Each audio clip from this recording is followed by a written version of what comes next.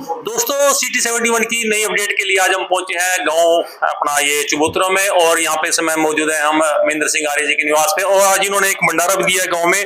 तो यहाँ पे एक बहुत ही जाने माने हम कह सकते हैं व्यक्ति और आ जाओ अंदर आ जाओ जी। हमारे विधायक जी पहुंचे यहाँ पे। दोस्तों इस समय हम बैठे हैं गांव चबूतरा में, हमारे साथ विधायक जी हैं रेणुपाला जी और ऋषिपाल जी हैं समाज सेवी। तो सर सबसे पहले आपका स्वागत है चबूतरा गांव में। थैंक यू, धन्यवाद आपका। तो सर आज हम आए तो थे आर्य जी के निमंत्रण पे, एक धार्मिक प्रोग्राम था तो बाई चांस से आप मिल गए। तो हमारा तो एक ही होता है कि जहाँ पे जैसे एक राजनीति की बात होती है और आपको पता भी है कि आने वाला इलेक्शन बोर्ड जल्दी आने वाला है, तो क्या माहौल है सर? देखिए, सबसे पहले तो मैं यहाँ चबूतरों में पहुंचने पर आपका अभिनंदन और स्वागत करता हूँ। बिल्कुल सर। और आपको बधाई देता हूँ कि आप लोगों ने जो राजनीति का हमारा चौथा स्तंभ है बिल्कुल सर उसको जीवित रखा हुआ है। बहुत अच्छी रिपोर्टिंग आप लोग हल्के से कर रहे हो, उसके लिए आपका आभार और धन्यवाद सर। देखिए, जैसा कि आप सभी जानते हैं इस समय जी जो हमारा प्रदेश है वो इलेक्शन मोड में है जी। वैसे तो हमारे प्रदेश के साथ 5 प्रदेशों के और इलेक्शन है जी सर। जैसा आपने कल देखा 13 बाई इलेक्शन हुए। बिल्कुल जी, जो 13 इलेक्शन हुए भारतीय जनता पार्टी को सिर्फ 2 सीटें मिली जी सर। तो उससे आप अंदाजा लगा सकते हैं कि जो इंडिया गठबंधन है और कांग्रेस है जी उसकी तरफ लोगों का रुझान कितना है जी। और रही बात हरियाणा की, हरियाणा में एक तरफा कांग्रेस के पक्ष में माहौल है जी। और मेरा ये मानना है कि जो 75 पार का नारा बीजेपी ने दिया था उसको हम सार्थक करेंगे जी। अच्छा मैडम भैया हमारे साथ रेणुवाला जी, हरियाणा में अगर बात करें लोकसभा इलेक्शन की 5 सीटें कांग्रेस की झोली में आई है, तो आगे इसका कितना असर रहेगा एमएलए के इलेक्शन में? देखिए, सबसे पहले तो मैं यहाँ चबूतरा गांव में हमारे बड़े भाई हैं महेंद्र जी, इनको बधाई दूंगी अपनी तरफ से कि उन्होंने एक धार्मिक कार्यक्रम रखा और उसमें उस आयोजन में हमें इनवाइट किया, उसके लिए इनका धन्यवाद। और जैसा आपने सभी अभी देखा, आपने क्वेश्चन भी पूछा कि लोकसभा में जो हमारे लोकसभा में एक अच्छा कह सकते हैं हम कि 2019 की अपेक्षा एक अच्छा रिजल्ट रहा कांग्रेस के लिए। बिल्कुल, ये तो आप देख ही रहे हैं कि आज जनता बदलाव चाहती है और इसका नतीजा हम लोगों ने लोकसभा में देख भी चुके हैं। जो हरियाणा में हमारी कांग्रेस पार्टी की जो 5 सीट आई है उससे अंदाजा लगा सकते हैं। और इसी के तहत अभी 2 महीने के बाद हमारा विधानसभा चुनाव है, उसमें एक आंधी चलेगी और सभी जो सीटें हैं पूर्ण बहुमत के साथ हमारी कांग्रेस पार्टी की आएंगी और हरियाणा में कांग्रेस की सरकार बनेगी, क्योंकि आज जनता त्रस्त है भाजपा की नीतियों से और जो काम भाजपा सरकार कर रही है इनकी कारगुजारियों से। आज जनता परेशान है, चाहे किसान, मजदूर, कर्मचारी, व्यापारी या युवा, हर वर्ग दुखी है जी। और इस भाजपा सरकार से जो सरकार है इससे अगर मुक्ति चाहती है जनता तो छोड़कर मैम अभी आपने भाजपा की बात की है, लेकिन अभी इन्होंने जब से नैब सैनिक को सीएम बनाया तब से बहुत हो रही है बीजेपी से और कहीं ना कहीं वो कह रहे कि हम पिछली गलतियों को सुधारने की कोशिश कर रहे हैं। हाँ, घोषणाएं तो ये अभी तो देखिए, अभी चुनाव से पहले कितनी करेंगे, चुनाव से पहले अभी तो आज जिनके लिए घोषणाएं कर रहे हैं आज वही किसान है, वो सरपंच है, वो युवा भी है, पहले भी वही थे जिनके ऊपर लाठियां और डंडे बरसाए गए, जिनके सिर फोड़े गए। 21 लाख रुपए का हाँ, सरपंचों की बात करें तो मतलब वर्बली या धरातल पे तो कुछ भी नहीं है। अगर ये मतलब कोई नोटिफिकेशन निकाले या कुछ करे तभी सरपंचों को भी राहत मिलेगी। एक सरपंचों को इकट्ठा करके घोषणा कर दी कि 21 लाख रुपए तक का सरपंच काम कर सकेंगे, उनको शक्तियां दे दी। लेकिन आज सच्चाई क्या है आप सभी जानते हैं और सरपंच भी जानते हैं, क्योंकि आज ये जनता जान चुकी है कि इनकी करनी और कथनी में क्या फर्क है और क्या इनकी नीतियां हैं। आज चाहे ये कोई भी घोषणा करे, चाहे वो स्मार्ट कार्ड की हो, चाहे वो सरपंचों के लिए हो या फैमिली आईडी के लिए बिल्कुल आज इनके जो बहकावे में जनता आने वाली नहीं है। और क्योंकि हम सभी जानते हैं कि धरातल पे आज तक कुछ भी नहीं किया, सिर्फ कागजों तक ही सीमित रह चुकी है इनकी बातें। कहीं ना कहीं उन्होंने नैब सैनिक को बना के बीजेपी ने ओबीसी को खुश करने की कोशिश की है।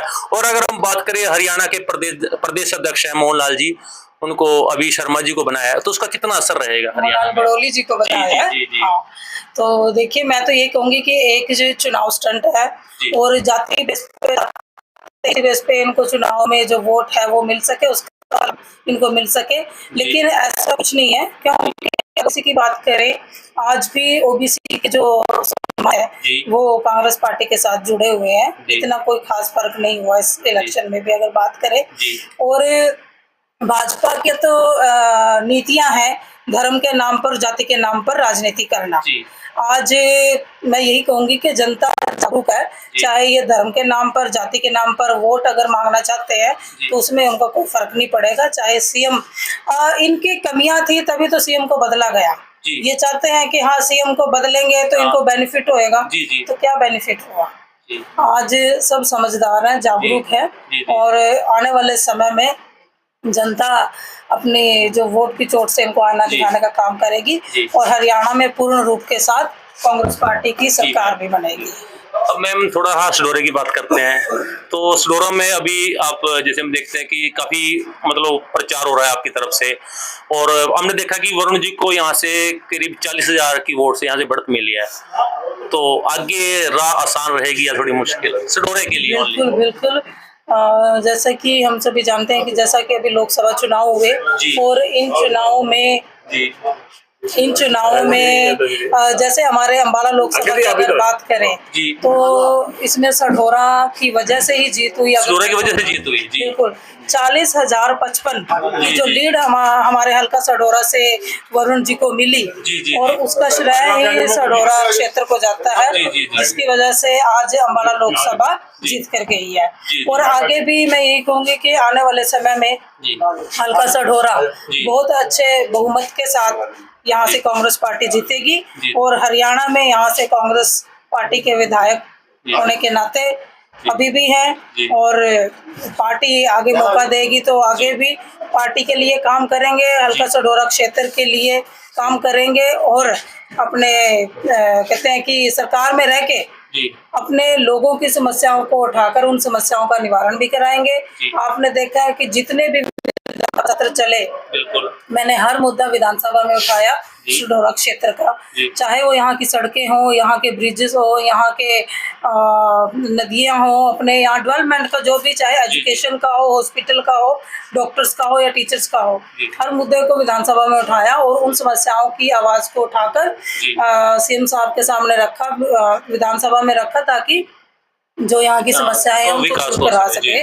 और उनमें कुछ काम भी हुए हैं। अगर बात सड़कों की करें तो हमारी बहुत सारी हल्के की जो सड़कें खस्ता हालत में थी, चाहे वो घाट क्षेत्र की हो, चाहे अदर ब्लॉक की हो, काम चल रहा है। वो मैंने विधानसभा में मुद्दा उठाया था, उसकी मंजूरी मिली है, तो उसके ऊपर भी काम चल रहा है। नकटी नदी सढौरा की बात करें, उसमें तटबंध का मैंने आवाज उठाई थी, जिसका पानी फ्लड होकर उसमें सढौरा क्षेत्र में जाता था। हाँ जी, तो लोगों में सढौरा शहर में और उसके साथ लगते हुए एरिया में बहुत पानी हो जाता था, तो उस पर वो तटबंध बना के लगाया जा रहा है।